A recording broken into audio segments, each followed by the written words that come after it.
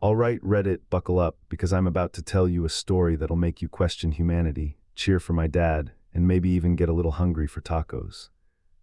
This isn't your typical I don't work here lady tale, it's more of a I do work here and I'm a guest, so why are you acting like I don't belong, buddy situation.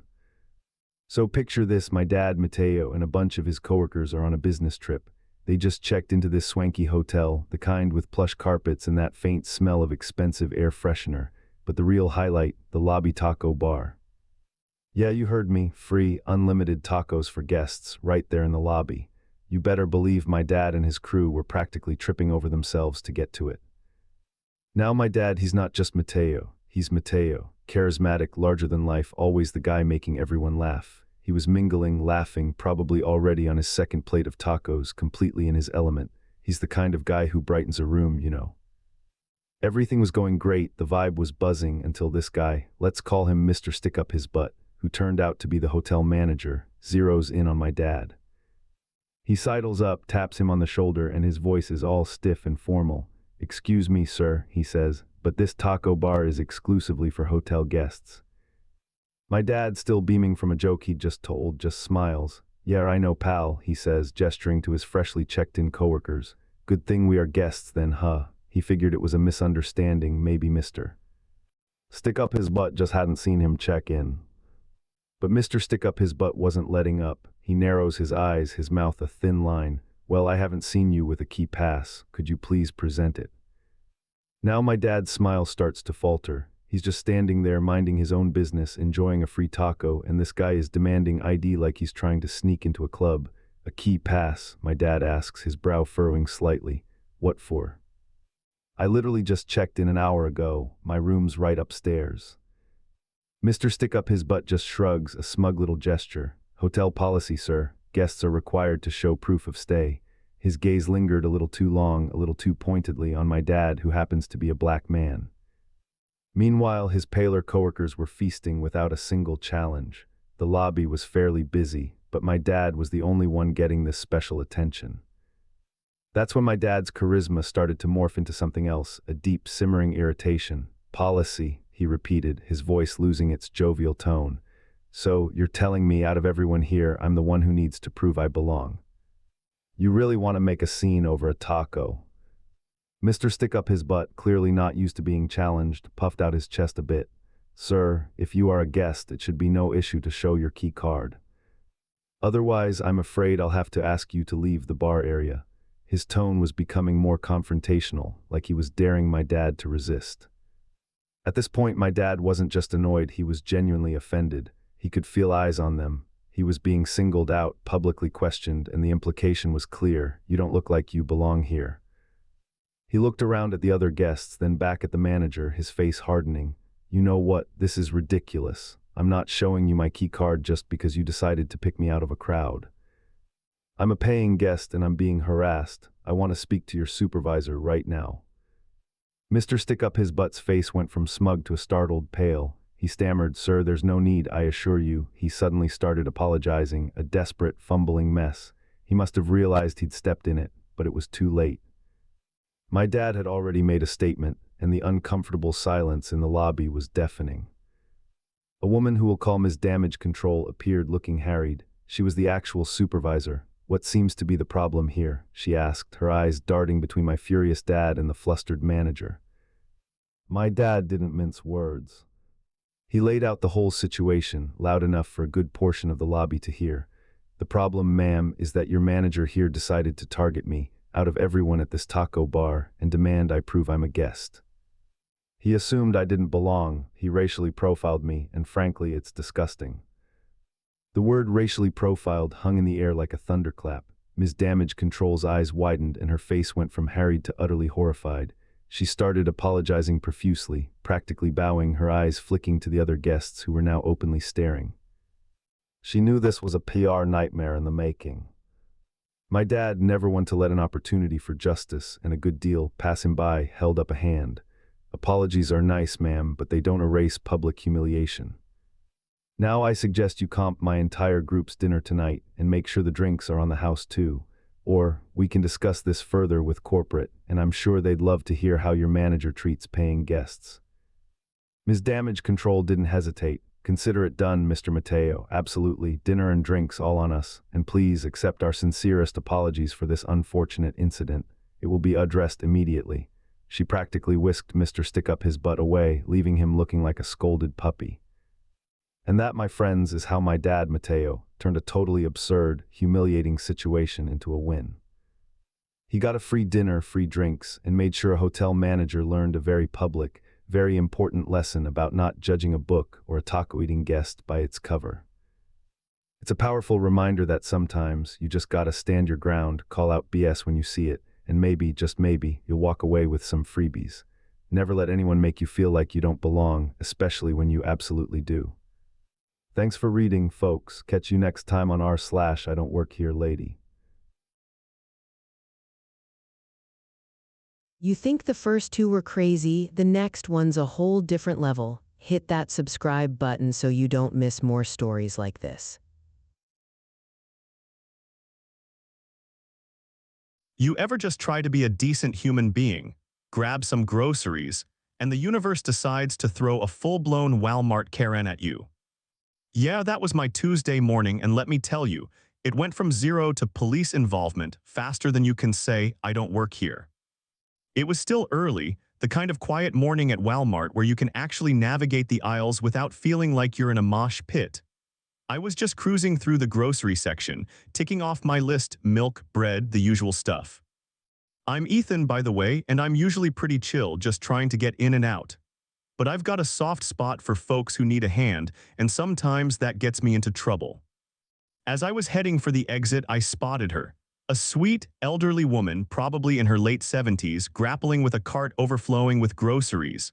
Her back was hunched, and she was clearly struggling just to push the thing.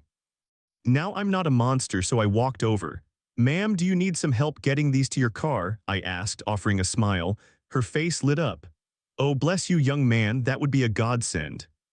"My old back just isn't what it used to be." She introduced herself as Martha, and her gratitude was immediate and genuine. It felt good to help. We chatted idly on our way out, Martha telling me about her grandkids, and I was just about to start loading her bags into her ancient sedan when the sound hit me. Not a sound exactly, but a presence. It was her. Standing there, arms crossed, was a woman who could only be described as a walking, talking stereotype. Mid-40s, hair teased up like a helmet, and squeezed into a bright pink velour tracksuit that screamed, "I demand to speak to your manager," even before she opened her mouth. Her own cart, piled high, was parked aggressively close to Martha's car. "Excuse me," she barked, not even a please. Her voice was a grating, entitled whine. "You, the employee, can you help me with my groceries now? I've been waiting for ages." I paused, a half loaf of bread still in my hand. "Oh, I'm sorry, ma'am," I said, trying to be polite. "I actually don't work here. I was just helping this lady out." I gestured to Martha, who looked as surprised as I felt. Karen, as I've mentally dubbed her, narrowed her eyes. "Don't lie to me, I saw you in the store. You're wearing a blue shirt just like the employees. Now stop wasting time and get my cart." My blue shirt was a band t-shirt, for the record. I felt a sigh building in my chest. "Look, I understand the confusion, but I promise you I'm just a regular shopper." I was literally just leaving. I tried to go back to Martha's trunk, hoping she'd just vanish. "No such luck," Karen stomped closer, her voice ratcheting up a notch. "This is ridiculous. I know a Wal-Mart employee when I see one. You're just lazy. I'm going to report you for insubordination." She started fumbling in her purse, pulling out her phone. "I'm calling the manager right now, and you are going to be fired." Martha, bless her heart, tried to intervene. "He's just being kind, dear. He doesn't work here." Karen just glared at her. "Stay out of this, old woman. This is between me and this disrespectful employee." She then started loudly narrating her complaint into her phone, complete with exaggerated sighs and dramatic pauses, all while staring daggers at me. "Yes, hello, I need to speak to a manager immediately. There's an employee here, very rude, refusing to do his job." I just ignored her, finishing up with Martha's groceries. Martha patted my arm. "Thank you so much, dear. I'm so sorry about this." I gave her a reassuring smile. "Don't worry about it. You have a great day." Just as Martha was pulling out of the parking spot, a flustered-looking store manager, a young guy named Mark, came jogging over, clearly having been directed by Karen's phone call. "Ma'am, is everything all right?" Mark asked, already looking exhausted. Karen immediately launched into a tirade. "No, everything is not all right. This man," she pointed an accusatory finger at me, "is an employee and he refused to help me with my groceries. He was rude, disrespectful, and he clearly thinks he's above his job." Mark looked at me, then back at Karen, a flicker of recognition crossing his face. "Ma'am, I assure you this gentleman doesn't work for Wal-Mart. He's just a customer. I've seen him in here before." Karen's face went from indignant to absolute fury. "Oh, so now you're covering for him? This is outrageous. I demand that you fire him, and then I demand your manager." "This is unacceptable customer service." She was practically vibrating with rage, her voice rising to a full-blown shriek. Shoppers heading in and out were starting to stare. I finally snapped. "Look, lady, I've tried to be polite, but you need to calm down. There's no reason to yell at him. He's just trying to do his job, which, by the way, I don't have here." It was like I'd thrown gasoline on a fire. Her eyes bulged. "How dare you tell me to calm down?" And then, faster than I could react, she reeled back and slapped me, hard, right across the cheek. My head snapped to the side and a hot, stinging pain erupted. The world went silent for a split second, then Mark's voice cut through the air, sharp and clear. "That's it, ma'am, you just assaulted a customer. I'm calling the police." He already had his phone out dialing. Karen, momentarily stunned by her own actions, recovered quickly.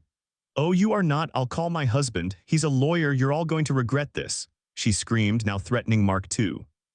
But it was too late. Within minutes, 2 police cruisers pulled into the parking lot, sirens blessedly silent.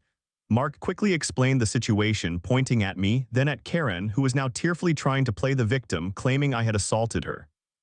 I gave my statement, my cheek still throbbing, feeling utterly surreal.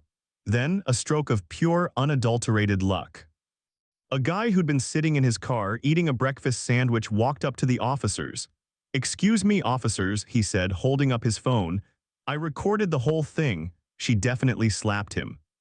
The cops reviewed the footage. It was all there, Karen's escalating rant, my attempt to de-escalate, and the undeniable slap. Her face, the pink tracksuit, the whole ridiculous tableau. There was no denying it. Karen's face went white when they told her she was being arrested for assault and battery. She started yelling about false charges, her lawyer husband, and how this was a conspiracy, but the officers were professional. They cuffed her, read her rights, and led her away, still screaming about injustice. The officers took my details, gave me a case number, and told me I was free to go. Mark apologized profusely, and I just shrugged, still a bit dazed. So yeah, that's the story of how my attempt to be a good Samaritan turned into an actual police report, all thanks to a Wal-Mart Karen and her pink tracksuit. You never know what a simple act of kindness might lead to, I guess. Sometimes it's just a thank you, other times it's a slap in the face, literally.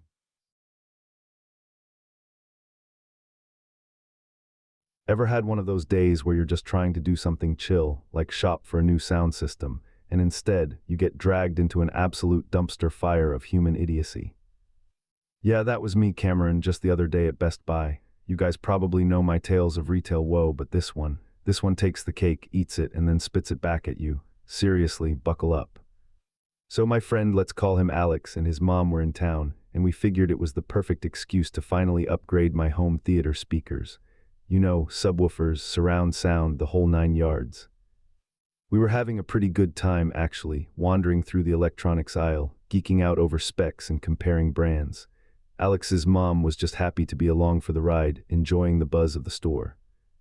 We were deep in conversation about receiver wattages when this guy, who I'm just gonna call A-hole, suddenly stepped way too close. And then, without a word, he touched my necklace, not like a friendly tap, more like a firm, possessive grab, almost yanking it. It was like a jolt of static electricity, but instead of harmless, it was just gross. My skin crawled. I froze, my internal alarm bells already blaring. Dude, what? Before I could even process that incredibly bizarre physical violation, A-hole snapped. "Hey, you, stop slacking off and help other customers. There are people waiting." He pointed vaguely around the store. I just blinked at him, genuinely confused. Did he think I worked here? I was wearing regular clothes, carrying a shopping basket, talking about speakers with my friends. I started, but he cut me off. And another thing, he bellowed, his voice getting louder, drawing a few stares. You're in America now, speak English. We don't need your foreign languages here. Okay, that hit different. My jaw just about hit the floor. My friend Alex, who's usually pretty laid back, stiffened beside me. See, I'm Armenian, and yeah, sometimes I'll slip into Armenian with my family and friends, especially if we're chatting about something personal or just out of habit. It's part of who I am. And this guy, this absolute stranger, was not only assuming I worked here but also trying to police my language, my identity, in a public place. My initial confusion dissolved into a simmering rage. Excuse me, I shot back, my voice trembling a little, not from fear but from the sheer audacity of this man. First off, I don't work here. Can't you see I'm shopping with my friend and his mom? And second, what I speak and who I speak it to is none of your damn business. A-hole's face went from indignant to enraged. Oh, you think you're clever, do you? Talking back to a customer. I'll have you fired. I'll make sure you never work a day in retail again. His chest puffed out and he took a menacing step closer. You'll regret this, you little. Alex, seeing me about to explode, quickly stepped in front of me, gently but firmly pushing me back a step. Hey man, just calm down. She doesn't work here. You've got the wrong person. Alex, ever the voice of reason, was trying to de-escalate, but A-hole wasn't having it. Stay out of this, you two, A-hole snarled, completely ignoring Alex's attempt at peace. He started jabbing a finger at me, then at Alex, then at Alex's mom, who was looking increasingly uncomfortable. You're all foreigners, you don't belong here. Get out of my country. His rant was getting louder, more aggressive, peppered with vague threats and slurs. He was following us as we tried to back away, blocking our path down the aisle. Seriously, man, just leave us alone, Alex said, putting his arm out to shield me. That's when A-hole did it. He actually spat at us. A nasty, wet glob of saliva landed right on Alex's arm, just inches from my face. That was it. The line was crossed. All rational thought vanished. My friend, my family, spit on. My blood went cold, then boiled. I lunged forward, ready to teach this guy a lesson in personal space and basic human decency, but Alex had a grip like iron. He pulled me back, shouting, Cameron, no, not worth it. Thankfully, by this point, the commotion had drawn attention. Two Best Buy security guards, alerted by the raised voices and probably the sight of a grown man spitting, were practically jogging towards us. Everything all right here? One of the guards asked, already positioning himself between A-hole and us. A-hole, surprisingly, seemed to deflate a little at the sight of uniforms, but quickly rallied, pointing a shaky finger at us. These people, they were rude, they wouldn't help me, and they were speaking some gibberish, threatening me. I was still seeing red, but Alex, ever the calmer one, quickly explained, this man thought my friend worked here, then started yelling racist slurs, threatened us, and then he just spat on me. He pointed to the still wet mark on his arm. The security guards' expressions hardened. They looked at A-hole, then back at the spit. Sir, we saw you following them and we heard you yelling. We also have cameras. We're going to have to ask you to leave the store. Immediately. A-hole started sputtering, trying to protest, but the guards were firm. They escorted him out, his angry grumbling fading as they led him towards the exit. We watched him go, feeling a mix of adrenaline, disgust, and relief. The guards apologized profusely to us. We thanked them, still a bit shaken. Alex's mom, who'd been pretty quiet throughout, just wanted to go home. We didn't end up getting those speakers that day. The entire experience just left a bad taste in our mouths, literally, for Alex, unfortunately. It's wild how quickly a fun shopping trip can turn into something truly ugly, just because some dude can't tell a shopper from an employee, or more importantly, can't respect basic human decency. Never again will I underestimate the power of a good, old-fashioned, I don't work here, lady sir story. This one definitely takes the gold. This next video hits the same vibe. Check it out.